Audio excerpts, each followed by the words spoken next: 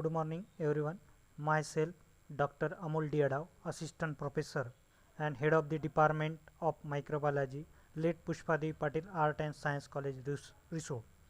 Now today start the next topic, and next lecture is nothing but the scope and applied field of microbiology. Last lecture already discussed about the basic field of microbiology and different types of basic field of microbiology. No doubt some amount of basic field of microbiology, but large and huge amount of applied field of microbiology, means the number of different application, scope, and also known as the applied field of microbiology. Which are the different applied field of microbiology? What is the exact scope of microbiology?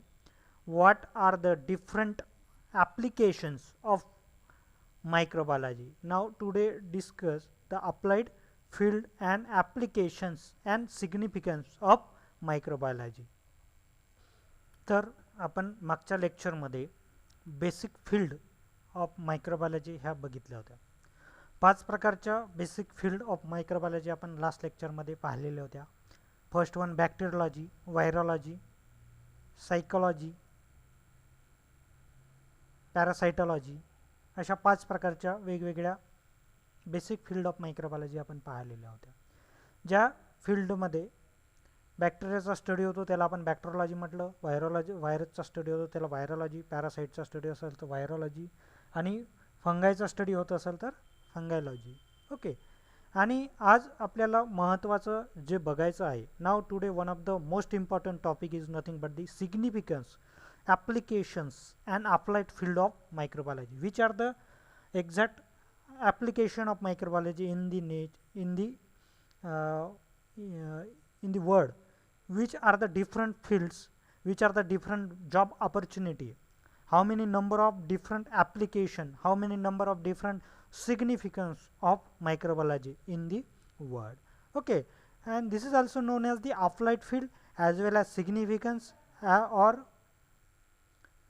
significance of microbiology. Now today discuss one by one how many number of different applied field,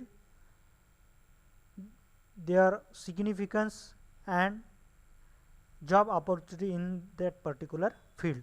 तर तुम्हाला BSc first year मध्ये असल्यामुळे तुम्ही प्रवेश इथे BSc first year मायक्रोबायोलॉजीमध्ये या फील्डमध्ये तुम्ही घेतलेला आहे, या विषयामध्ये तुम्ही तुमचा प्रवेश घेतलेला आहे. त्यामुळे तुम्हाला याबद्दल माहिती असणं अत्यंत आवश्यक आहे की कोणकोणत्या अशा फील्ड आहेत, कोणकोणते याचे सिग्निफिकन्स आहे की जिथे आपण वेगवेगळ्या प्रकारच्या जॉब ऑपॉर्च्युनिटी आपल्या after graduation, after post graduation, after research, after NET SET GATE ह्या डिग्रीज मिळवल्यानंतर आपल्याला वेगवेगळ्या ठिकाणी त्याचा आपल्याला कशा फायदा होऊ शकतो, आणि आफ्टर ग्रॅज्युएशनसुद्धा तुम्ही कसं म्हणजे घरापासून तर पूर्ण तुमच्या इन्व्हायरमेंटमध्ये त्याचे कसे कसे ॲप्लिकेशन्स आहेत, हे सर्व गोष्टीचा अभ्यास म्हणजेच तुमच्या अप्लाइड फील्ड ऑफ मायक्रोबायोलॉजी आहे. तर आता आपण फर्स्ट बघणार आहे पहिली field of applied field of मायक्रोबायोलॉजीची पहिली जी ब्रांचेस आहे तिला आपण म्हणणार आहे medical microbiology. Medical microbiology is the branch of microbiology which deals with the study of pathogenic microorganisms, their activities and its control. Okay, such types of field is nothing but simply as a medical microbiology. Ata now today recently COVID-19 disease, one of the most worldwide pandemic disease mainly found all over the world.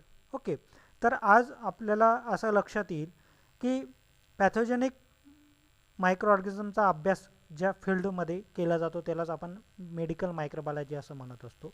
मग pathogenic micro organism म्हणजे काय की ज्या ऑर्गॅनिझममुळे, ज्या पॅथोजन्समुळे आपल्याला disease होतो, human being, plant असेल, ॲनिमलला, अशा मायक्रो ऑर्गॅनिझमला आपण म्हणत असतो मेडिकल मायक्रोबायोलॉजी. आता तुम्हाला असं वाटत असेल मग कोणकोणते असे बॅक्टेरियल मायक्रो ऑर्गॅनिझम आहेत, व्हायरल मायक्रो ऑर्गॅनिझम आहे, फंगल मायक्रो ऑर्गॅनिझम आहे की ज्याच्यामुळे वेगवेगळे डिसीज या ह्युमन बिईंगसला होत असतात. तर असे खूप सारे उदाहरणं आपण बघू शकतो आणि त्याचाच अभ्यास, त्याचा संपूर्ण अभ्यास, त्याचा कंट्रोल म्हणजेच आपल्याला मेडिकल मायक्रोबायोलॉजीमध्ये आपण त्याचं बघणार आहे. फॉर एक्झाम्पल पॅथॉलॉजीमध्ये तुम्ही जर वर्क करत असेल तर तुम्ही पॅथोजेनिक मायक्रोऑर्गनिझम ब्लडमधून, युरिनमधून, स्पुटममधून, स्किन लिजन्सवरून तुम्ही आयसोलेट करत असता, हे पॅथॉलॉजीमध्ये. मग त्याचा अभ्यास तुम्ही आयसोलेशन करता, आयडेंटिफिकेशन करता आणि रिकमेंडेशन करता की this particular blood was found to be salmonella typhi or not, or some any other parasite or fungal infection found or not. Okay, तर हे मायक्रोबायोलॉजिस्टचं तिथे काम असते आणि याचा संपूर्ण अभ्यास म्हणजे तुमचं काय आहे, simply as a medical microbiology. मग मेडिकल मायक्रोबायोलॉजीमध्ये कोणकोणते असे बॅक्टेरियल डिसीज आहेत? फॉर एक्झाम्पल मायकोबॅक्टम ट्युबरकुलोसिस, टीबीचा प्रोड्यूस करणारा बॅक्टेरिया असेल, त्याचं आयसोलेशन असेल, त्याचं आयडेंटिफिकेशन असेल. त्याच्यानंतर साल्मोनेला टायफॉईड, टायफॉईड तुम्हाला माहिती आहे, सर्वांनाच आपल्याला झालेला असेल, त्याच्याबद्दल संपूर्ण माहिती असते आणि हा जो बॅक्टेरिया आहे हा आयसोलेट करणं हे तुम्हाला मेडिकल मायक्रोबायोलॉजीमध्ये याचा अभ्यास असतो. त्याच्यानंतर व्हायरल डिसीज. नाव टुडे कोविड-19 हा व्हायरल इन्फेक्शन, व्हायरसमुळे होणारा डिसीज आहे. मग त्याच्यासाठी सोशल डिस्टन्सिंग असेल, हँड सॅनिटायझेशन असेल, त्याच्यानंतर मास्क लावणे असेल, म्हणजे एअरबॉर्न डिसीजेस असतील, हे सुद्धा वेगवेगळ्या प्रकारचे पॅथोजेनिक मायक्रोऑर्गनिझम, त्याचा अभ्यास, त्याची ट्रीटमेंट, हे सर्वच्या सर्व अभ्यास तुम्हाला मेडिकल मायक्रोबायोलॉजीमध्ये बघायला मिळते. मग जेवढे काही हॉस्पिटल्स असतील, पॅथॉलॉजिस्ट असतील किंवा प्रायव्हेट लॅबोरेटरीज असतील, लॅब्स असतील, तिथे सुद्धा तुम्ही मेडिकल मायक्रोबायोलॉजीचा अभ्यास आफ्टर ग्रॅज्युएशन नंतर सुद्धा तुम्ही तिथे वर्क करत असतात. हे काय आहे, याचा फायदा आहे, सिग्निफिकन्स आहे. ओके, त्याच्यानंतर तुम्हाला इपिडेमियोलॉजीचा स्टडी आहे. What is in by epidemiology? Epidemiology is the basic study of community. Okay, basic study of immunity in the community. Okay, म्हणजे एखाद्या पर्टिक्युलर एरियामध्ये जर एखादा डिसीज जास्त प्रमाणामध्ये होत असेल तर त्याला आपण इपिडेमियोलॉजिकल सर्वे असं म्हणत असतो. मग इपिडेमियोलॉजिकल सर्वे करत असताना सुद्धा ही फील्डसुद्धा मेडिकल मायक्रोबायोलॉजीचीच आहे.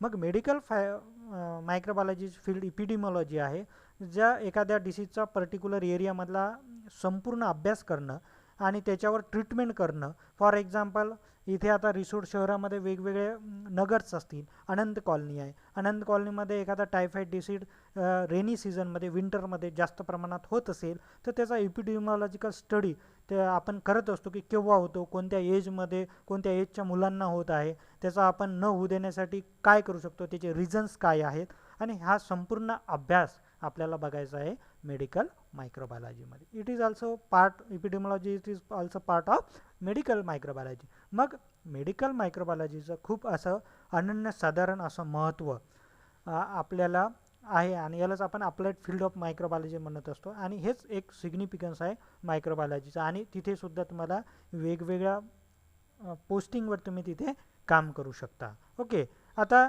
दुसरं तुम्ही बघू शकणार आहे, दुसरी फील्ड असेल त्याच्यानंतरची फील्ड तुम्ही बघणार आहे agriculture microbiology. What is in by agriculture micro? So many beneficial microorganism. There are two different types of microorganism present in the nature. Beneficial microorganism and harmful microorganism. फायदेशीर मायक्रोऑर्गनिझम आणि नुकसान पोहोचवणारे मायक्रोऑर्गनिझम. मग फायदेशीर जे आहेत, फायदेशीर मायक्रोऑर्गनिझम, त्याच्यामुळे तुम्हाला त्याचे वेगवेगळे फायदे तुम्हाला मिळत असतात आणि जे हार्मफुल मायक्रोऑर्गनिझम आहे त्याच्यामुळे त्याच्यापासून तुम्हाला नुकसान पोहोचवतं. याच्यानंतरचा टॉपिकच तुमचा आहे harmful and beneficial activities of microorganism in the nature. Okay, तर याच पॉईंटमध्ये त्याचं मॅक्झिमम कव्हर या अप्लाइड फील्ड ऑफ मायक्रोबायोलॉजीमध्ये बघत असताना तुम्हाला त्याच्यावर बघायला मिळते. आता आपण दुसरी फील्ड बघणार आहे अप्लाइड मायक्रोबायोलॉजीची, agriculture microbiology. This is the branch deals with the study of microorganism in the agriculture. Okay, तर दुसरी जी फील्ड ऑफ मायक्रोबायोलॉजी आहे जे आपण बघत आहे ॲग्रिकल्चर मायक्रोबायोलॉजी. काही बेनिफिशियल मायक्रोऑर्गनिझम ॲग्रिकल्चरमध्ये, शेतीमध्ये आपल्याला त्याचा उपयोग होत असतो. For example soil fertilising bacteria. Okay, तर which are the different beneficial microorganism present in the soil. सॉईलमध्ये सर्व प्रकारचे मायक्रोऑर्गनिझम राहतात, परंतु आपल्याला नायट्रोजन फिक्सिंग बॅक्टेरिया माहिती असेल, N2 फिक्सिंग बॅक्टेरिया माहिती असेल, काही म्हणजे काही आपल्याला डिग्रेडिंग बॅक्टेरिया लागतात, काही सॉईल फर्टिलिटी जे बॅक्टेरिया आहे, मग कार्बन सायकल असेल, नायट्रोजन सायकल असेल, या सायकलला कंप्लीट करण्यासाठी काही बेनिफिशियल मायक्रो ऑर्गॅनिझम हे सॉईलमध्ये पाहिजे, जेणेकरून आपल्याला त्याचा खूप साऱ्या प्रमाणामध्ये उपयोग होऊ शकतो.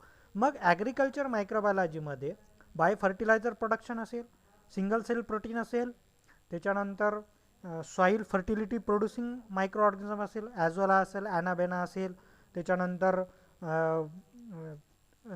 रायझोबियम जॅपोनिकम असेल, हे जे वेगवेगळ्या प्रकारचे बॅक्टेरिया आहेत, हे रायझोबियम ॲझोटोबॅक्टर असेल, हे वेगवेगळ्या प्रकारचे बॅक्टेरिया सॉईलमध्ये नायट्रोजन फिक्सेशनसाठी, सॉईलच्या फर्टिलिटीसाठी, सॉईलमधले न्यूट्रिशन कंटिन्यू ठेवण्यासाठी आपल्याला याचा खूप महत्त्वाचा रोल असतो. म्हणूनच आपण आता now today recently chemical pesticide, chemical fertilizers not use higher amount. Why? Because totally agriculture land is barred, convert into the barren land. Okay, म्हणजे आपण शेतीमध्ये रासायनिक केमिकल्स वापरल्यामुळे, रासायनिक खते वापरल्यामुळे आपल्या शेतीचा जो पोत आहे, शेतीची जी क्वालिटी आहे ती दिवसेंदिवस खराब होते.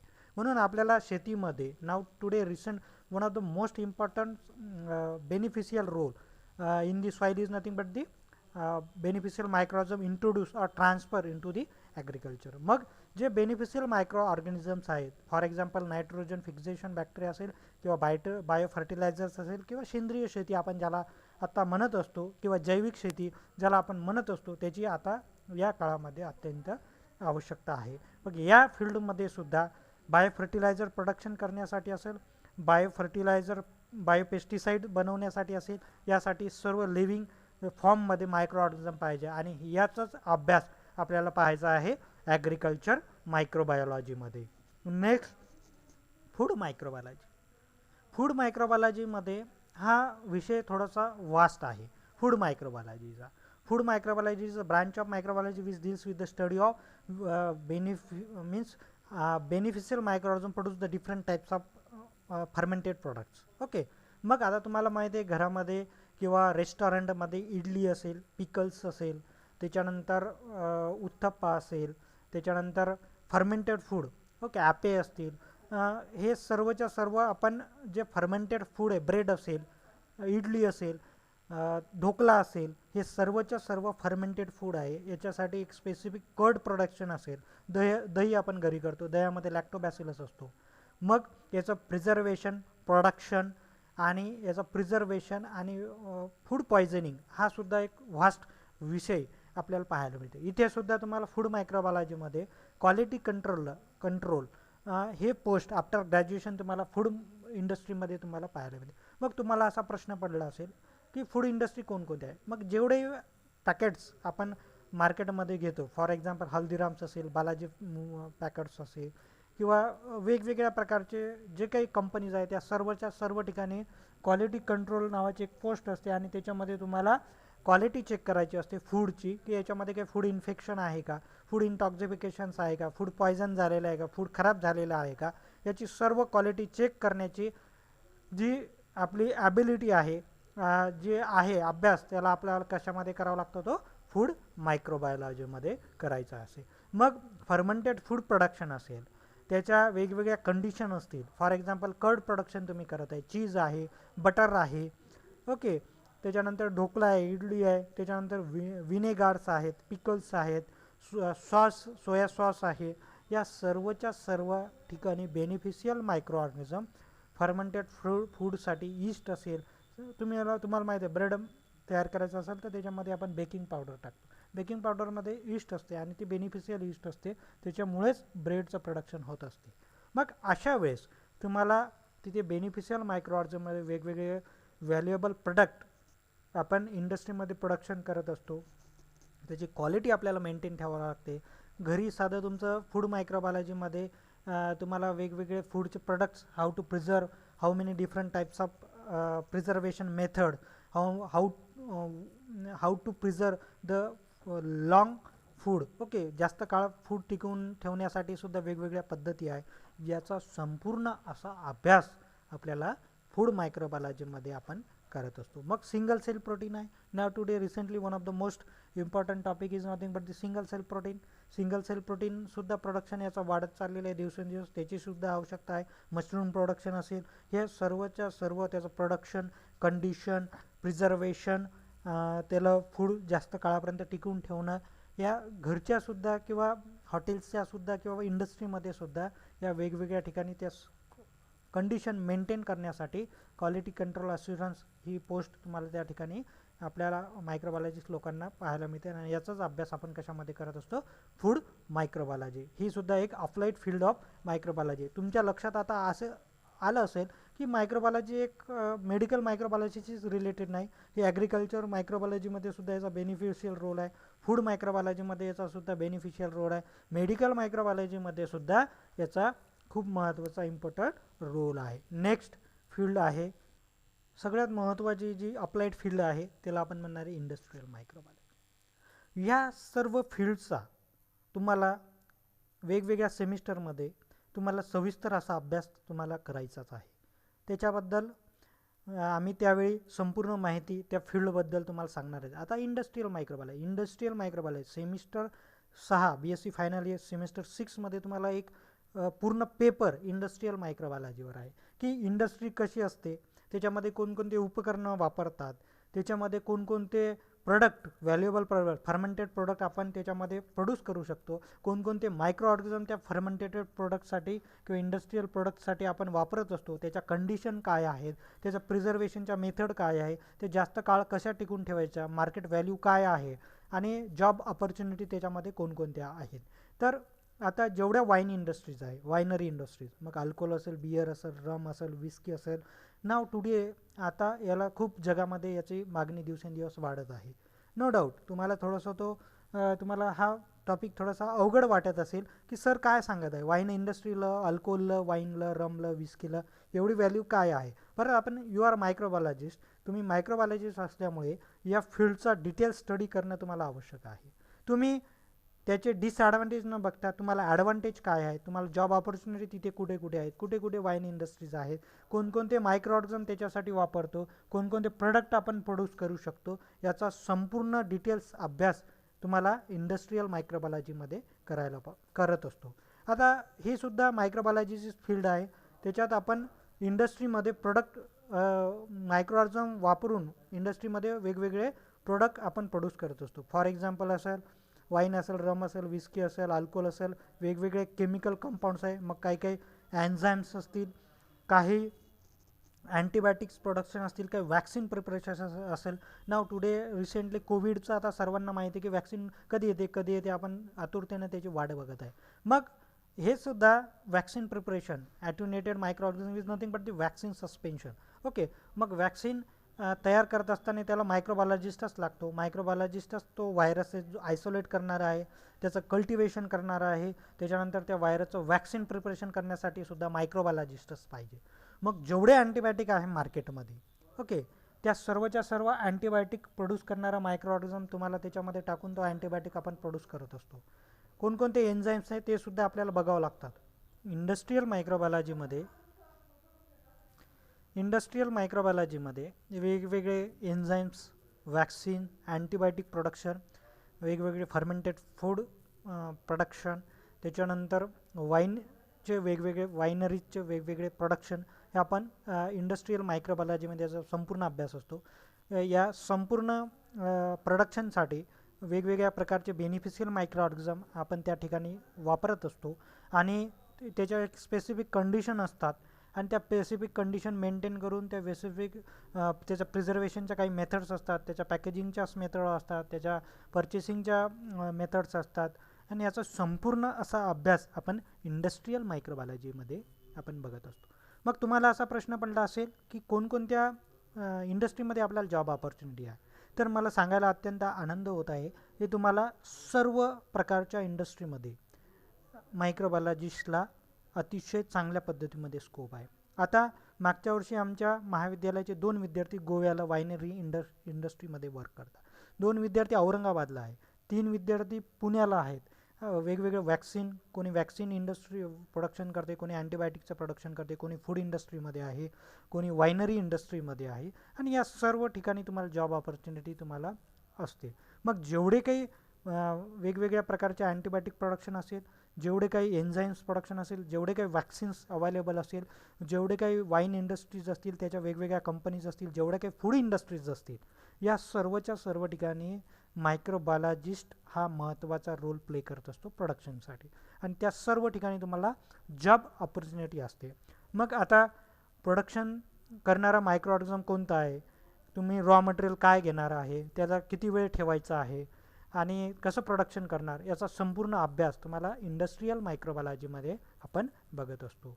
नेक्स्ट फील्ड, अप्लाइड फील्ड आहे डेअरी मायक्रोबायोलॉजी. डेअरी मायक्रोबायोलॉजीमध्ये this is the branch deals with the study of product like cheese, butter milk, kefir, yogurt, याचा संपूर्ण असा अभ्यास डेअरी मायक्रोबायोलॉजीमध्ये. तुम्हाला असा प्रश्न पडला असेल, डेअरी मायक्रोबायोलॉजी ही कोणती अप्लाइड फील्ड आहे? तर याच्यामध्ये खूप सारे बेनिफिशियल मायक्रो ऑर्गॅनिझम असतात. मिल्कचे पासून वेगवेगळे आपण फर्मेंटेड प्रोडक्ट हे मार्केटमध्ये तुम्हाला माहिती आहे.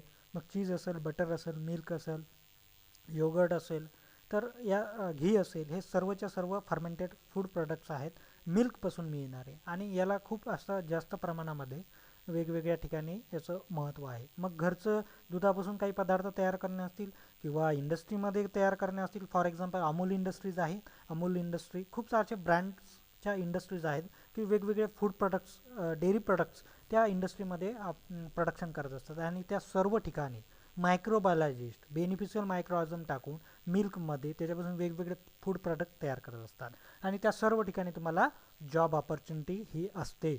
आपले खूप सारे विद्यार्थी अमूल मिल्क इंडस्ट्रीमध्ये सुद्धा वेगवेगळे प्रोडक्शनच्या प्रोडक्ट तयार करण्यासाठी आहेत, सर्व्हिसवर आहेत. ओके, नेक्स्ट आहे फील्ड सॉईल मायक्रोबायोलॉजी. सॉईल मायक्रोबायोलॉजीमध्ये आता तुम्ही ॲग्रिकल्चर मायक्रोबायोलॉजी पाहिली. ॲग्रिकल्चर मायक्रोबायोलॉजीमध्ये सॉईल आणि त्याच्याशी रिलेटेड असलेले मग काही बाय फर्टिलायझर असेल, केमिकल पेस्टिसाइड रिडक्शन असेल. Soil microbiology it is also branch of microbiology which deals with the study of beneficial microorganism present in the soil and then their beneficial activities in the soil for the growth and higher production of plant. Okay, higher yield, जास्तीत जास्त पीक काढण्यासाठी, आपली शेत जमीन जी आहे ती जास्त काळ टिकून राहण्यासाठी, जमिनीचा पोत जो आहे तो जास्त काळ चांगला राहण्यासाठी आपण केमिकल पेस्टिसाइड न वापरता तिथे जैविक खतं, काही बेनिफिशियल मायक्रो ऑर्गॅनिझम त्याच्यामध्ये सॉईलमध्ये ट्रान्सफर करून त्याची क्वालिटी आपण चांगली करू शकतो जमिनीची. काही वॉटर होल्डिंग कॅपॅसिटी असेल, त्याची जास्त पीक देण्याची क्षमता असेल, त्या सॉईलमधले बेनिफिशियल मायक्रो ऑर्गॅनिझम असतील की ते अँटीबायोटिक प्रोड्यूस करतात जमिनीमध्ये, काही बेनिफिशियल मायक्रो ऑर्गॅनिझम शेतात त्या जमिनीमध्ये, आणि ते प्लांटचं प्रोटेक्शन करत असतात. तर अशा संपूर्ण त्याचा अभ्यास तुम्हाला सॉईल मायक्रोबायोलॉजीमध्ये आपण करत असतो. मग नायट्रोजन फिक्सिंग बॅक्टेरिया असेल, कार्बन, म्हणजे सर्वच प्रकारच्या सायकल जे बेनिफिशियल प्लांटच्या ग्रोथसाठी असते त्याचा संपूर्ण अभ्यास, सॉईलचा अभ्यास, सॉईलमध्ये कोणकोणते बेनिफिशियल मायक्रोऑर्गॅनिझम आहे, कोणते सॉईल बॉर प्लांट पॅथोजन्स आहेत की ज्याच्यामुळे शेतामधले पिकं खराब होतात. तुम्हाला माहिती असेल की काही आपल्या पिकाचे, शेतामधल्या पिकाचे मुळंच हे खराब होऊन जातात. मग ते सॉईल बॉर्न प्लांट पॅथोजन आहे. मग त्याचासुद्धा आयसोलेशन करणं, आयडेंटिफिकेशन करणं, त्याच्यावर ट्रीटमेंट करणं, कोणत्या बेनिफिशियल मायक्रोऑर्गॅनिझम आपण त्याच्यामध्ये टाकू शकतो, याचा संपूर्ण असा अभ्यास तुम्हाला सॉईल मायक्रोबायोलॉजीमध्ये करत असतो. मग या सर्व ठिकाणी तुम्हाला जॉब ऑपॉर्च्युनिटी सॉईल मायक्रोबायोलॉजीमध्ये तुमचं जे प्रोडक्शन आहे, बाय फर्टिलायझर प्रोडक्शन तुम्ही घरी करू शकता, इंडस्ट्रीमध्ये करू शकता, आणि त्या ठिकाणी सुद्धा तुम्हाला जॉब ऑपॉर्च्युनिटी ही असते. ओके, नेक्स्ट आहे वॉटर मायक्रोबायोलॉजी.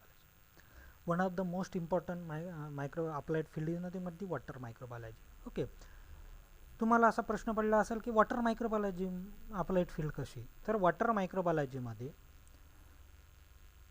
जे तुमच्या घरापर्यंत नळाचं पाणी येते, तिच्यामध्ये वेगवेगळ्या धरणामधून वॉटर ट्रीटमेंट प्लांटवर ते धरणाचं पाणी हे जात असते. त्याच्यावर 3 प्रकारच्या वेगवेगळ्या प्रक्रिया ह्या होत असतात.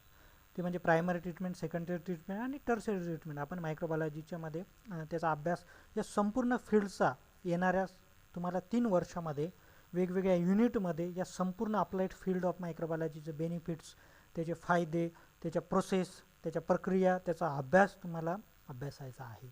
आता वॉटर मायक्रोबायोलॉजीमध्ये कोणकोणते पॅथोजेनिक वॉटर बॉर्न डिसीजेस कोणकोणते आहेत, वॉटर बॉर्न डिसीज न होण्यासाठी आपण काय करू शकतो, वॉटरची क्वालिटी मेंटेन चांगली राहण्यासाठी आपण काय करू शकतो. आता रिसेंटली तुम्हाला माहिती असेल मेट्रोपॉलिटन सिटीज आहे, तिथे सिवेज ड्रेनेज खूप आहेत आणि तेच पाणी नदीमध्ये जाते, सांडपाण्यामध्ये जाते, धरणामध्ये जाते आणि तेच नळाच्या पाण्यामधून तुमच्यापर्यंत येत आहे. मग याचा संपूर्ण अभ्यास, त्याच्यावरची ट्रीटमेंट, धरणातलं पाणी असेल किंवा एखाद्या तलावातलं पाणी असेल किंवा तुमच्या बोरवेलचं पाणी असेल, त्याची क्वालिटी काय आहे, ते कुठून येते, कोणते वॉटर बॉर्न डिसीजेस त्याच्यामुळे होतात आणि ते ट्रीटमेंट करून आपण ते कसं पाणी चांगलं करू शकतो, क्लोरिनेशन केल्यानंतर ते पाणी आपण कसं पिण्यायोग्य करू शकतो. आता तुम्हाला माहिती असेल वॉटर मायक्रोबायोलॉजीमध्ये गंगा रिव्हर्स असेल, यमुना रिव्हर्स असेल, इथे कोट्यवधीचा निधी स्टेट गव्हर्नमेंट ॲज वेल एज सेंट्रल गव्हर्नमेंट हे प्रोव्हाइड करत असते. हे कशामुळे, नदी नाले साफ करणं, त्याचं सिवेजचं गाळाचं प्रमाण त्याच्यामधून काढून टाकणं, नॉन डिग्रेडेबल मटेरियल रिमूव्ह करणं, ते पाणी पिण्यायोग्य, शेतीयोग्य, कारखान्याला देण्यासाठी आणि घरच्या वापरण्यासाठी सुद्धा, domestic purpose, industrial purpose, agriculture purpose and म्हणजे पाणी पिण्यासाठी सुद्धा आपण याचा वापर कसा करू शकतो, याचा संपूर्ण डिटेल अभ्यास तुम्हाला वॉटर मायक्रोबायोलॉजीमध्ये करायचा आहे. ओके, नेक्स्ट आहे एअर मायक्रोबायोलॉजी. एअर मायक्रोबायोलॉजी, तुम्हाला असा प्रश्न पडला असेल की आता एअर मायक्रोबायोलॉजी म्हणजे काय. तर एअर मायक्रोबायोलॉजी आपण हवेमधून एअरबॉर्न डिसीजेस खूप साऱ्या प्रमाणात आहे. काही बॅक्टेरियल डिसीज आहेत, काही व्हायरल डिसीज, काही व्हायरसमुळे होतो, काही बॅक्टेरियामुळे होतो हवेमधल्या, आणि काही फंगाय स्पोर्समुळे सुद्धा जे आहे ते एअरबॉर्न डिसीजेस आपल्याला होत असतात. मग हे एअरबॉर्न डिसीज न होण्यासाठी आपण काय करू शकतो, कोणकोणते डिसीजेस आहेत, कोणकोणते बॅक्टेरिया आहेत, कोणत्या फंगल स्पेसीज आहेत, कोणत्या बॅक्टेरियल स्पेसीज आहे, व्हायरल स्पेसीज आहे, व्हायरसेस आहेत की ज्याच्यामुळे वेगवेगळे डिसीज आपल्याला होत असतो. आता तुम्हाला कोरोनामुळे माहीतच आहे की आपण सोशल डिस्टन्सिंग ठेवून राहिलेलो आहे, तोंडावर मास्क वापरत आहे, हँड सॅनिटायझर वापरत आहे. मग हे का करत आहे, कारण आपल्याला माहिती आहे की कोविड-19चा जो व्हायरसेस आहे तो या हवेमध्ये आहे आणि त्याच्यामुळे आपल्याला तो इझिली जो डिसीज आहे तो होऊ शकतो. मग अशा वेळेस तुम्हाला याचा संपूर्ण अभ्यास तुम्हाला एअर मायक्रोबायोलॉजीमध्ये करत असतो. आपण एअर ॲनालिसिससाठी solid impingement device, liquid impingement device असे आपले स्पेशल डिव्हाइस आहेत की त्या हवेचे आपण चांगली आहे हवा किंवा खराब आहे त्या पर्टिक्युलर एरियामधली, पर्टिक्युलर सिटीमधली, पर्टिक्युलर ठिकाणची ती एअर ॲनालिसिससुद्धा आपण वेगवेगळ्या इन्स्ट्रुमेशनच्या सहाय्यानं आपण ते पाहत असतो आणि मग त्याच्यातून आपण हवाचं आयसोलेशन करून, एअरचा ॲनालिसिस करून त्याच्यामध्ये कोणते बॅक्टेरिया, कोणते व्हायरसेस आहे, कोणत्या फंगल स्पेसीज आहे की ज्याच्यामुळे कोणकोणते डिसीज होत आहे, हे सुद्धा आपण एअर मायक्रोबायोलॉजीमध्ये याचा संपूर्ण असा सविस्तर अभ्यास आपण पाहत असतो. या ठिकाणी सुद्धा तुम्हाला खूप वास्ट प्रमाणामध्ये जॉब ऑपॉर्च्युनिटी असते आणि यालाच आपण एअर मायक्रोबायोलॉजी असं म्हणत असतो. नेक्स्ट आहे स्पेस मायक्रोबायोलॉजी.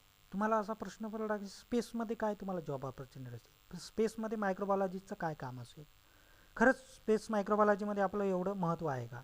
परंतु तुम्ही आता टी व्ही न्यूजवर रिसेंटली बघत असाल की नासाने, अमेरिकेची जी अंतराळ संस्था आहे त्या संस्थेने असं सांगितलं आहे नासाने की चंद्रावर पाणी आहे, चंद्रावरच्या सॉईलमध्ये मायक्रो ऑर्गॅनिझमचं प्रमाण त्या सॉईलमध्ये, चंद्रावरच्या मातीमध्ये मायक्रो ऑर्गॅनिझम जर असतील, तिथे जर पाणी असेल तर तिथे कोणत्या प्रकारचे मायक्रो ऑर्गॅनिझम आहेत, मग त्या मायक्रो ऑर्गॅनिझमच्या बेसिसवर तिच्या कंडिशन्स काय आहेत आपण ते इझिली सांगू शकतो. तर मला हेच सांगायचं आहे की नॅशनल म्हणजे नासा असेल किंवा सर्व देशाच्या ज्या स्पेस सेंटर्स असतील की जिथे अंतराळामधला अभ्यास करत असतो त्या ठिकाणी सर्व ठिकाणी स्पेस मायक्रोबायोलॉजीचं सुद्धा काम असते की ते त्याच पर्टिक्युलर चंद्रावर जाऊन तिची माती आणून त्याच्यामध्ये कोणते मायक्रो ऑर्गॅनिझम आहे हे बघण्याचं काम हे स्पेस मायक्रोबायोलॉजिस्ट त्या स्पेस सेंटरमध्ये हे करत असते. आणि याच्यावरून सुद्धा त्या ठिकाणी पाणी आहे का, फिजिओलॉजिकल कंडिशन कशा आहेत, केमिकल कंडिशन कशा आहेत, ह्या संपूर्ण अभ्यास आपण त्याच्यावरून सुद्धा त्याचा स्पेस मायक्रोबायोलॉजीमध्ये करू शकतो. आणि इथे सुद्धा तुम्हाला खूप चांगल्या प्रमाणामध्ये जॉब ऑपॉर्च्युनिटी हे मायक्रोबायोलॉजिस्टला असते. त्याच्यानंतर आहे पेट्रोलियम मायक्रोबायोलॉजी.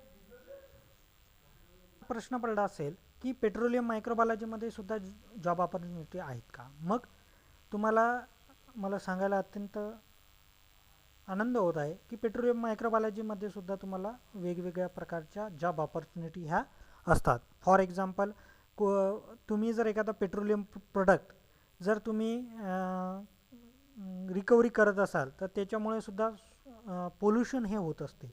ओके. आणि पोल्युशन झालं, जनरली पेट्रोलियम जे पेट्रोलियम प्रोडक्ट आहे हे समुद्राच्या आतमध्ये त्या इंडस्ट्रीज असतात आणि त्या ठिकाणी एक तर स्फोट होतो किंवा कधी जहाज पेट्रोल आणताना त्या सांडून जातो किंवा ऑइल जो आहे ते स्प्रेड होतो त्या पर्टिक्युलर सी वॉटरवर आणि त्या सी वॉटरवर खूप जास्त किलोमीटरमध्ये पाण्यामध्ये ते तवंग तयार होतात त्या ऑइलचे आणि त्याच्यामुळे तिची जी जीवसृष्टी आहे, तिची जी सजीवसृष्टी आहे ती पोल्युटेड होते त्या समुद्रामधल्या पाण्याची किंवा त्या नदीमधल्या त्या पर्टिक्युलर समुद्रामधल्या पाण्याची. मग अशा वेळेस आपण तो ऑइल इटिंग बॅक्टेरिया, ऑइलला खाणारा मायक्रो ऑर्गॅनिझम, ऑइलला खाणारा सुपरबग नावाचा बॅक्टेरिया आपण त्या स्प्रेड करत असतो त्या समुद्राच्या पानावर, जेणेकरून ते ऑइल जो आहे तो तो बॅक्टेरिया खाऊन घेतो आणि तिचं जे पाणी आहे ते शुद्ध करतो. इथे सुद्धा मायक्रोबायोलॉजिस्टची आवश्यकता असते की ते स्प्रेड करणं, जिथे ऑइलचा जहाज सांडला असेल, पेट्रोलचा जहाजचा ॲक्सिडेंट झाला असेल समुद्रामध्ये आणि त्या संपूर्ण एरियामध्ये हजारो किलोमीटरमध्ये तवंग तयार झाला असेल, पाण्याच्या वर ऑइल असेल किंवा पेट्रोलचे प्रोडक्ट्स असतील, ते प्रोडक्ट रिमूव्ह करण्यासाठी आणि तिचं पोल्युशन कमी करण्यासाठी आपण मायक्रोबायोलॉजिस्ट तिथं सुपरबग नावाचा बॅक्टेरिया, बेनिफिशियल बॅक्टेरिया ट्रान्सफर करतो आणि तो ऑइल जो आहे तो खाऊन घेतो आणि ते पाणी जे आहे ते शुद्ध करते. तर इथे सुद्धा पेट्रोलियम मायक्रोबायोलॉजीमध्ये तुम्हाला खूप जास्त प्रमाणामध्ये जॉब ऑपॉर्च्युनिटी ह्या आहेत. नेक्स्ट जे आहे ते वेटरनरी मायक्रोबायोलॉजी. तुम्ही वेटरनरी डॉक्टर हा शब्द ऐकलेला असाल, परंतु वेटरनरी मायक्रोबायोलॉजी म्हणजे काय? वेटरनरी मायक्रोबायोलॉजी म्हणजे जसा तुमच्या ह्युमन बिंगचं ब्लड आपण सॅम्पल कलेक्ट करतो आणि त्याचं आयसोलेशन, आयडेंटिफिकेशन, कोणतं बॅक्टेरियल इन्फेक्शन आहे, कोणतं व्हायरल आहे, कोणतं पॅरासाईट इन्फेक्शन आहे, हे on the basis of isolation of blood युरिनमधून आपण हे आयसोलेट करत असतो, आयडेंटिफिकेशन करत असतो आणि त्याचं आपण रिपोर्ट ह्या मायक्रोबायोलॉजिस्ट PGDMLT झाल्यानंतर, DMLT झाल्यानंतर रिपोर्ट प्रोड्यूस करत असतात, डॉक्टरांना देत असतात. तसंच वेटरनरी मायक्रोबायोलॉजीमध्ये सुद्धा ॲनिमलचं संपूर्ण अभ्यास, त्याची फिजिओलॉजीचा अभ्यास, त्याचा कोणता डिसीज झाला त्याच्या ब्लडमध्ये, हे सुद्धा आपल्याला मायक्रोबायोलॉजिस्ट ते सुद्धा काम करत असतात आणि तिथे सुद्धा वेटरनरी मायक्रोबायोलॉजीचं छानपैकी वर्किंग असते. नंतरची फील्ड आहे व्हायरॉलॉजी. व्हायरॉलॉजी ही बेसिक फील्ड आपण पाहिलेलीच आहे, परंतु बेसिक फील्ड व्हायरसेस, मग DNA कोणता आहे त्या व्हायरसमध्ये, RNA कोणता आहे, व्हायरस कोणता आहे, त्याच्यामुळे कोणता डिसीज होत आहे, त्याचं वॅक्सिन प्रोडक्शन आपण कसं करू शकतो, व्हायरस म्हणजे काय, बॅक्टेरिया म्हणजे काय, व्हायरसचं कल्टिवेशन आपण कसं करणार आहे. आता वॅक्सिन तयार करायचं असेल तर त्या व्हायरसेसच्या पहिल्यांदा आपल्याला हजारो कॉपीज आपल्याला पाहिजे, हजारोच्या संख्येनं तो व्हायरसेस आपल्याला लाईव्ह सेलमध्ये आपल्याला त्याची ग्रोथ ही ऑप्टेन करायची असते. मग तिथे फक्त मायक्रोबायोलॉजिस्टच वर्क करू शकतो, त्यालाच ती कंडिशन माहीत आहे, त्यालाच त्या रॉ मटेरियल माहीत आहे, त्याच्या कंडिशन माहीत आहे. तिथे मायक्रोबायोलॉजिस्टच वॅक्सिन प्रोडक्शनसाठी व्हायरसची ग्रोथ लिव्हिंग सेलमध्ये, मग मंकी किडनी सेल असेल किंवा लाईव्ह ॲनिमल असेल, त्याच्यामध्ये व्हायरस सोडला जातो, त्याची ग्रोथ केल्या जाते आणि ग्रोथ केल्यानंतर त्याचं ब्लड पूर्ण रिमूव्ह करून त्याच्यापासून त्या ब्लडला केमिकल ट्रीटमेंट देऊन वॅक्सिनचं प्रोडक्शन हे करत असतात. तर ॲट्युनेटेड ट्रीटमेंट, त्यालाच आपण म्हणतो ॲट्युनेटेड ट्रीटमेंट ऑफ वॅक्सिनच्या वेळेस आपल्याला करावं लागतं आणि त्याच्यापासून आपण वॅक्सिन हे तयार करत असतो. तर या ठिकाणी सुद्धा व्हायरोलॉजीमध्ये सुद्धा मायक्रोबायोलॉजीचं खूप जास्त प्रमाणामध्ये काम आहे. त्याच्यानंतरची फील्ड आहे immunology. Immunology is the field of microbiology, medical microbiology which deal with the study of immunity. रोगप्रतिकार शक्ती आपल्या बॉडीमध्ये कशी आपण जास्त काळ टिकून ठेवू शकतो, ते कोणकोणत्या सेल्स आहेत, त्याचं फंक्शनिंग काय आहे, इम्युनिटी स्टेबल ठेवण्याचे कारणं काय, त्याचे फायदे काय आहेत, इम्युनिटी प्रोड्यूस करणाऱ्या कोणकोणत्या आपल्या सेल्स आहेत, त्या सेलला कोणते ऑर्गन्स आहेत, कोणत्या सेल्स आहेत, त्याचं स्ट्रक्चर काय, त्याचं फंक्शन काय, याचा संपूर्ण असा अभ्यास आपण इम्युनॉलॉजी या फील्डमध्ये करत असतो आणि हे सुद्धा इथे सुद्धा मायक्रोबायोलॉजिस्टचा खूप महत्त्वाचा रोल आहे. नेक्स्ट फील्ड आहे molecular biology, the branch which deals with the study of molecular basis of the biological or genetic specificity of genes in DNA synthesis or protein and protein turn determination and functioning of cell. Molecular biology is the branch of microbiology which deals with the study of genes and their activities. तर molecular biology सुद्धा एक महत्त्वाची field आहे.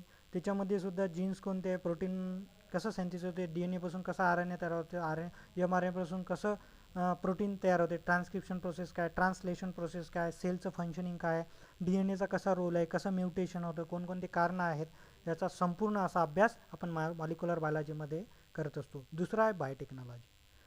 Biotechnology खूप अत्यंत महत्त्वाची field आहे. Biotechnology is define as the application living organism or the substances of living organism to make a product which are valuable welfare and Mankind.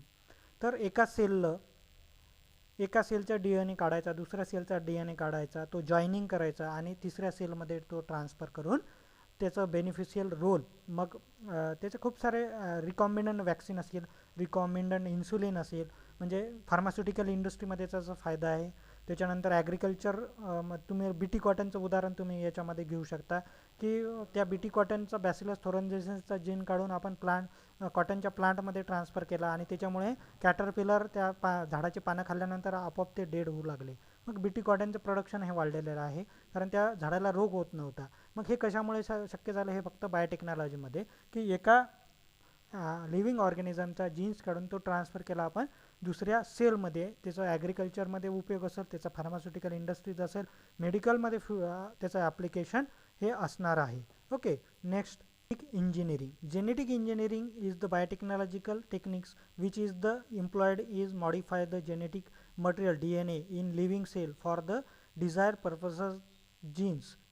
Okay, genetic engineering आपण असं म्हणू शकतो की एका सेलचा DNA काढायचा, त्याचा जीन्स रिमूव्ह करायचा, जीन्स रिमूव्ह केल्यानंतर तो दुसऱ्या सेलमध्ये जॉईनिंग करायचा आणि त्याचा आपला वेगवेगळ्या ठिकाणी त्याचा आपल्याला फायदा होत असतो. हे सुद्धा जेनेटिक इंजिनिअरिंगमध्ये आपण बघतच असतो. मग रिकमेंड वॅक्सिन असेल, बीटी कॉटनचं उदाहरण असेल, म्हणजे ॲग्रिकल्चरमध्ये याचा फायदा आहे, मेडिकल मायक्रोबायोलॉजीमध्ये फायदा आहे, ह्युमन वेलफेअरला याचा वेगवेगळा फायदा आहे. आता तर सर्व ठिकाणी जेनेटिक इंजिनिअरिंग, बायोटेक्नॉलॉजी, मॉलिक्युलर बायोलॉजीचा खूप जास्त प्रमाणामध्ये. याची अजून एक फील्ड आहे आपल्या अप्लाइड फील्ड मायक्रोबायोलॉजी, हे म्हणजे बायो इन्फॉर्मॅटिक्स. ओके, तर बायो इन्फॉर्मॅटिक्समध्ये जीन्स, त्याचे जीनचे सिक्वेन्स ते कसे आपण प्रिझर्व करू ठेवू शकतो, याचा संपूर्ण असा अभ्यास आपण बघत असतो. आता ह्या सर्वच्या सर्व 16-17 ज्या फील्ड मी आत्ता तुम्हाला सांगितलेल्या आहे, ह्या सर्वच्या सर्व अप्लाइड फील्ड ऑफ मायक्रोबायोलॉजी आहे. या सर्व फील्डमध्ये नो डाऊट ह्या ॲग्रिकल्चरमध्ये याचा फायदा आहे, फार्मास्युटिकल इंडस्ट्री प्रोडक्शनसाठी असेल, मेडिकल मायक्रोबायोलॉजीसाठी असेल, ह्युमन वेलफेअरसाठी असेल, काय ॲनिमल वेलफेअरसाठी असेल, काय प्लांट बायोटेक्नॉलॉजीसाठी असेल, या संपूर्ण वेगवेगळ्या फील्डमध्ये याचा खूप जास्त प्रमाणामध्ये असा फायदा आहे. आणि या सर्व ठिकाणी तुम्हाला जॉब ऑपॉर्च्युनिटी हे BSc मायक्रोबायोलॉजी झाल्यानंतर, MSc मायक्रोबायोलॉजी कंप्लीट केल्यानंतर किंवा त्याचं हायर एज्युकेशन आमच्यासारखे PhD केल्यानंतर, नेट सेट गेट केल्यानंतर या वेगवेगळ्या 16-17 वेगवेगळ्या फील्डमध्ये तुम्हाला अत्यंत चांगला असा जॉब ऑपॉर्च्युनिटी तुम्हाला मिळू शकते. आता याच्यानंतरचा नेक्स्ट पॉईंट जो आहे तो महत्त्वाचा आहे, तो म्हणजे beneficial and harmful activities of micro organism. तुम्हाला असा प्रश्न पडला असेल की beneficial role of micro organism आणि harmful activities of micro organism. Micro organism हे दोन प्रकारचे असतात, एक बेनिफिशियल मायक्रो ऑर्गॅनिझम असतात, हे harmful micro organism. Beneficial micro organism हे आपल्याला फायदे पोहोचवत असतात, हार्मफुल मायक्रो ऑर्गॅनिझम हे आपल्याला नुकसान पोहोचवत असतात. ओके, मग आता बेनिफिशियल मायक्रो ऑर्गॅनिझमचा काय रोल आहे? तुम्हाला सांगितलेलं आहे की बेनिफिशियल मायक्रो ऑर्गॅनिझम हा beneficial and harmful activities of micro organism. मग बेनिफिशियल मायक्रो ऑर्गॅनिझम वेगवेगळ्या प्रकारचं बेनिफिशियल रोल प्ले करतात.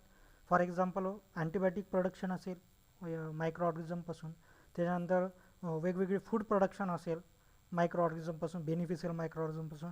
फॉर एक्झाम्पल योगर्टमध्ये लॅक्टोबॅसिलस असतो, पेनिसिलिन क्रायसोजेनम नावाच्या मायक्रो ऑर्गॅनिझमपासून पेनिसिलिन अँटीबायोटिक तयार होतं. वॅक्सिन प्रोडक्शन असेल, वॅक्सिन प्रोडक्शन करताना सुद्धा मायक्रोबायोलॉजीचा रोल प्ले होतो. त्याच्यानंतर ॲग्रिकल्चर मायक्रोबायोलॉजीमध्ये रायझोबियम जापानिकम असेल, नायट्रोजन फिक्सिंग बॅक्टेरिया करणारा, किंवा बायोफर्टिलायझर प्रोडक्शन असेल, हे सुद्धा आपण वेगवेगळ्या मायक्रो ऑर्गॅनिझमपासून प्रोडक्शन करू शकतो. बायोपेस्टिसाईड प्रोडक्शन असेल शेतीसाठी उपयोगी, याचासुद्धा आपण बेनिफिशियल रोल हा आहे मायक्रो ऑर्गॅनिझमचा. आणि हार्मफुल ॲक्टिव्हिटीज काय आहे? हार्मफुल ॲक्टिव्हिटीजमध्ये वेगवेगळे डिसीज होतात. मग व्हायरल डिसीज असेल, हेपॅटायटिस असेल, रॅबीज असेल, कोविड असेल, त्याच्यानंतर स्वाईन फ्लू असेल, हे सर्वच्या सर्व व्हायरल डिसीज आहे. हे वेगवेगळे हार्मफुल इफेक्ट आहे, हार्मफुल ॲक्टिव्हिटीज आहे वेगवेगळ्या मायक्रो ऑर्गॅनिझमच्या. तसेच प्लांटलासुद्धा काही डिसीज होतात, काही पॅथोजेनिक मायक्रोऑर्गनिझमपासून, काही व्हायरसेसपासून, काही बॅक्टेरियापासून. तसंच ॲनिमलला सुद्धा काही व्हायरसेस होतात. तुम्हाला डॉगच्या स्किनवर रॅशेस आलेले दिसतील किंवा एखाद्या बफेलोच्या स्किनवर रॅशेस आलेले दिसतील. फंगल इन्फेक्शन होते त्या पर्टिक्युलर ॲनिमलला.